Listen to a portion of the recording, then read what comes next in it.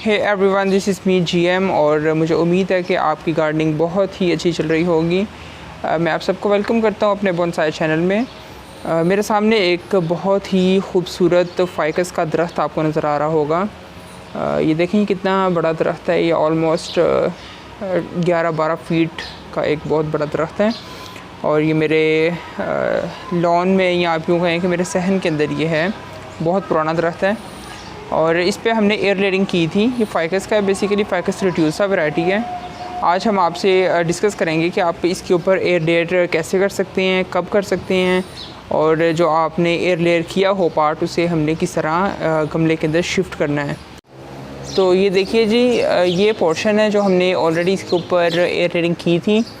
मैंने तकरीबन इससे 8-10 पौधे ऑलरेडी बना चुका हूँ। मैं हर साल इसके ऊपर एयर लेयर करता हूँ और इस बार भी जो हमने एयर लेयरिंग की थी वो आज आपके साथ में शेयर करते हैं कि हम किस तरह उसे गमले के अंदर शिफ्ट करें कि वो इजीली चलता रहे और उसकी लाइफ बहुत ज़बरदस्त हो और किसी भी तरह का उसे कोई डेंजर ना हो। तो चलें, पहले तो ये हम अपनी एयर लेयर का पोर्शन को उतारते हैं और फिर चलते हैं अपनी रिपोर्टिंग के सेक्शन में। ये हम ले आए हैं अपना एयर लेयर का पोर्शन। आप देख सकते हैं ये काफ़ी एक बड़ी ब्रांच है जो कि ऊपर से जाके तकरीबन 2-3 हिस्सों के अंदर डिवाइड हो रही है और ये बड़ा खूबसूरत पोर्शन है। इसको हम क्योंकि मैंने ऑलरेडी कुछ फ़ाइकस की एयर लेयरिंग इसी प्लांट से की हुई हैं, तो हम इसे फॉरेस्ट स्टाइल बोनसाई के अंदर कन्वर्ट करने की कोशिश करेंगे। और ये इसकी बेसिक पोर्शन है। मैं इसे ओपन करता हूँ और फिर मैं आपको दिखाता हूँ कि इसकी रूट्स कैसी हैं। So this is basically our air layering और इसको हम ओपन कर लेते हैं इस तरह से। मैंने इसे ऊपर से ये जूट के साथ बांधा हुआ था। आप ये जो पटसन की मिल जाती है इजीली, थ्रेड्स, ये रस्सियाँ मिल जाती हैं, इनको मैंने यूज़ किया था और एक ही शॉपर के साथ मैंने इसको सारा रैप किया हुआ है। अब ये देखें जी, ये हमारे पास वो एयर लेयर पोर्शन है और आप इसकी रूट्स देख रहे हैं। ये बहुत ही ज़बरदस्त तरीके से ग्रो कर रहा है। अब इसकी रूट्स देखें, ये कितनी इस पे थिक और अबंडेंट क्वांटिटी के अंदर रूट्स हैं जो कि बहुत ही ज़बरदस्त ग्रो कर रहा है।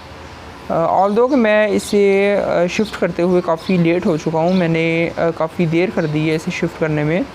मुझे पहले उतार लेना चाहिए था। ये काफ़ी अरसे से तैयार है लेकिन मैं कुछ बिज़ी था, इसलिए मैं इसे उतार नहीं सका और ना ही मैं आप लोगों के साथ इसे शेयर कर सका हूँ। सो दिस इज़ माई नेग्लिजेंस। आपने ऐसा बिल्कुल नहीं करना। आपको जब भी फील हो कि आपकी एयर लेयरिंग सक्सेसफुल हो गई है और आपको विजिबल रूट्स उसके अंदर नज़र आने लग पड़े, तो आपने उसी टाइम इसे उतार लेना है। और इसका बेस्ट जो टाइम है वो हम डिस्कस करते हैं कि हम कब करेंगे।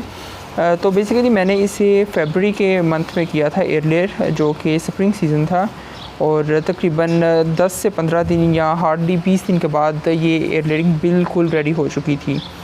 आज अप्रैल भी एंड हो रहा है, यानी आप यूँ समझें कि मैं 1 माह इसको शिफ्ट करने में लेट हो चुका हूँ। लेकिन ये मैंने इंटेंशनली भी खुद डिले किया ताकि मैं एक्सपेरिमेंट कर सकूँ कि क्या अगर हम इसे लेट शिफ्ट करें पॉट में तो ये चलती है या इसकी हेल्थ के ऊपर कोई इफ़ेक्ट होगा। अब इसके लिए जो हमें सॉइल बनानी है वो हम आपसे डिस्कस करते हैं। देखिए, इसके लिए हम बेसिक 2 या 3 चीज़ें इस्तेमाल करेंगे। सबसे पहली जो हमने चीज़ें इस्तेमाल करनी है वो कोकोपीट है, या जिसे हम कहते हैं कि कोको कॉयर या कोकोनट का जो हस्क होता है उसको बिल्कुल फ़ाइन पाउडर के अंदर जो कन्वर्ट किया होता है, कोकोपीट के नाम से ही मिल जाता है इजीली। हमने ये यूज़ करना है एक पोर्शन। इसके अलावा ये मेरे पास लीफ कंपोस्ट है और ये बड़ी अच्छी लीफ कंपोस्ट है। ये बिल्कुल रेडी है और इसकी न्यूट्रिशनल जो वैल्यू है वो भी बहुत ज़बरदस्त है। तो हमने ये इसमें कंपोस्ट इस्तेमाल करनी है, लीफ कंपोस्ट। आपके पास अगर काउडंग कंपोस्ट हो तो आप वो भी इस्तेमाल कर सकते हैं। इसके अलावा जो मेन पार्ट है इसका, वो ये हमारी गार्डन सॉइल या जो नॉर्मल बल वाली मिट्टी होती है, बालू मिट्टी जिसे कहते हैं नॉर्मल, आम तौर पे हम लोग पाकिस्तान में भी, इंडिया में भी ये बल के नाम से ही मशहूर है। तो हमने ये मिट्टी इसके अंदर इस्तेमाल करनी है 1 पोर्शन। तो मैं आपको दोबारा बता दूं, हमने कोकोपीट इस्तेमाल किया, हमने लीफ कंपोस्ट और बल वाली मिट्टी इस्तेमाल की। अब इसके लिए हमने एक ये छोटा सा गमला चूज़ कर लिया है। मेरे पास बहुत बड़ा गमला नहीं था तो मैं इसके अंदर इसे शिफ्ट कर रहा हूँ। और दूसरा मैं इसे ख़ुद इसलिए इसके अंदर शिफ्ट करूँगा क्योंकि मुझे इसके अब बोनसाई बनाना है, तो मैं टाइम टू टाइम इसकी रिपोर्टिंग करता रहता हूँ।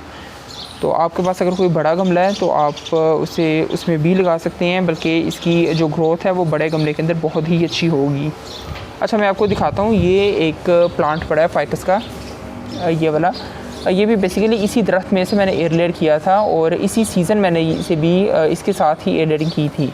ये जो मैं अभी शिफ्ट करने लगा हूँ, ये वाली एयरलेडिंग और ये वाली जो एयरलेडिंग का पोर्शन था, ये मैंने एक ही दफ़ा किए थे दोनों, लेकिन इसे मैंने ऑन टाइम रिपोर्ट कर दिया था और इसके ऊपर अब ये नई ग्रोथ भी बहुत ही वाज़ेह है और बहुत ज़बरदस्त लग रही है। तो ये एक एक्सपेरिमेंट है कि अगर हम ऑन टाइम करें तो कैसी ग्रोथ आती है और अगर हम थोड़ा डिले कर दें तो उसके ऊपर हमें क्या रिज़ल्ट देखने को मिल सकता है। अब क्योंकि इसके ऊपर आपने जो अब इसमें मेन एहतियात करनी है वो मैं आपको बता दूँ। देखिए, जब भी आपने एयरलेडिंग किसी भी पोर्शन की करनी है तो क्योंकि इसके ऊपर रूट्स बहुत कम हैं इन सारे लीव्स को सपोर्ट करने के लिए, इसकी जो मिट्टी है वो भी बहुत ही कम थी, इसके अंदर जो न्यूट्रिशन थी वो भी बहुत कम थी। अब ये दरख्त से अपनी सारी ग़िज़ा ले रहा था, सारी न्यूट्रिशन अपनी दरख्त से, ये जो मेन इसका मदर ट्री था वहाँ से पूरी कर रहा था। अब क्योंकि हमने इसे काट दिया है और इसके ऊपर जो लीव्स हैं वो बहुत ज़्यादा हैं और जो रूट्स हैं वो बहुत ही कम हैं कि वो इन लीव्स को सपोर्ट करें, इसलिए हमने सबसे पहला एहतियात ये करना है कि हमने लीव्स को तकरीबन 70% ऊपर से काट देना है। हमने इसकी हाइट भी थोड़ी सी छोटी करनी है और जितने भी लीव्स हैं उन्हें हमने काट देना है। हाफ़ आप काट दें लीव को रख के या आप फुली उतार दें, उससे ये होगा कि पौधे को जो न्यूट्रिशन चाहिए होगी, जितनी भी खुराक उसे चाहिए, वो बहुत ही कम हो जाएगी और ये जो थोड़ी सी रूट्स हैं वो उसकी न्यूट्रिशनल वैल्यूज़ को पूरा करने के लिए सफिशेंट होंगी। तो मैं इसके लीव्स को उतारता हूँ और फिर मैं आपसे शेयर करता हूँ कि ये हमने कितना पोर्शन इसका रखना है और कितना हमने इसके लीव्स को उतार देना है। जी, ये देखें, इस पे मैंने ऑलमोस्ट 70% इसके जितने भी लीव्स थे उन्हें रिमूव कर दिया है। इसकी मैंने काफ़ी ज़्यादा ब्रांचेस ये काट के फेंक दी हैं, ये आप देख सकते हैं।